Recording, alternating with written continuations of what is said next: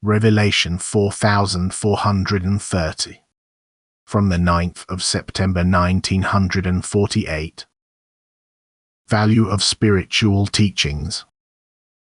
You are not yet able to assess the value of spiritual instructions because you are still too entangled in earthly matter. However, upon entering eternity you will realize what possessions you call your own or how terribly poor you are, for only with spiritual values can you create the life in the spiritual world which signifies beatitude. What you can freely have on earth, because my greater than great love offers you something which no human being is denied, whether he deserves it or not. You must also attain in the spiritual kingdom if you do not already enter the beyond in a state of spiritual maturity. And this achievement requires great willpower, which you then no longer possess because you have not practiced love enough on earth, which earns you increased willpower.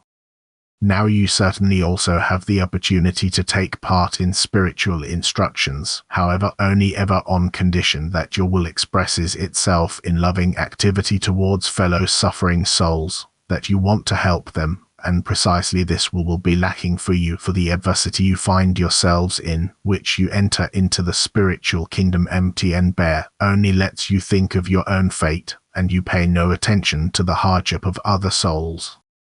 And therefore your spiritual wealth can only rarely increase unless you receive a lot of help from people on earth or light beings who were in close contact with you and try to pull you up. Nevertheless, even then your will is still decisive.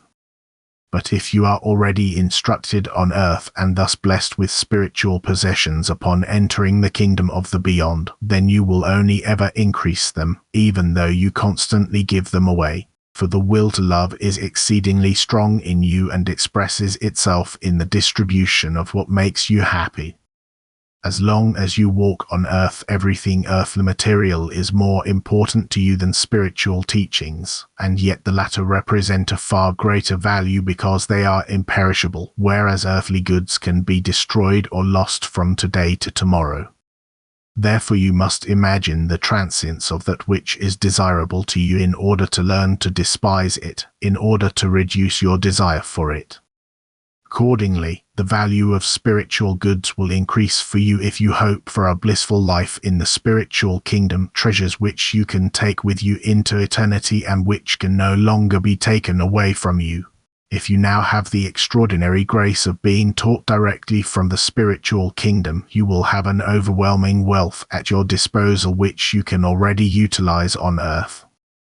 Love must drive you to share it with your neighbor, to want to impart the same to him. You should present your treasures to the world and offer them to people who are in need and in spiritual distress.